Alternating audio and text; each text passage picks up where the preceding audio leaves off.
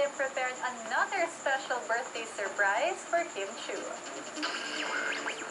Sian Lim took Kim Chu to one of her favorite places to celebrate the Chinita Princess's 25th birthday. We got the details straight from Kim C themselves. Meron kaming 1.5 day na parang off. In-off niya sa kalendar ni Ate Portia. Tapos yun, since favorite ko sa Subic, pumunta kami ng Subic and treat niya lahat. And then since lagi ako doon, parang naghanap siya ng mga adventure na hindi ko pa nagagawa. Madami, mga nakakatakot na adventure. Siya matatakotin siya pero siya ginawa niya rin. For the past year, Sian has been throwing surprises for Kim's birthday. And Sian's reason for such surprises? Mahilig naman kasi siya sa mga ganun mga iba't ibang activities, iba't ibang kung ano-anong gawin. So yun yung naisip ko, imbes na materialistic na bagay, basta masaya. Sian also posted on Instagram a sweet and touching birthday message for Kim, thanking her for their adventures together.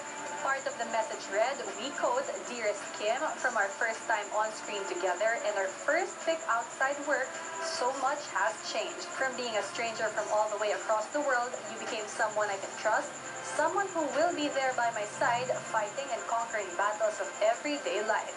Happy birthday, Kimberly Sue Yap Chu. Always remember that if you need a shoulder to cry on, an open ear, and a lending hand, I got you." End of quote. When asked about their real status, they only had is to say it. Nako, ayan ka na naman hindi mapigilan. Masaya ako. Basta kami dalawa, masaya kami. Siguro sasagutin din niya ako in time. Pero for now, trabaho muna kami.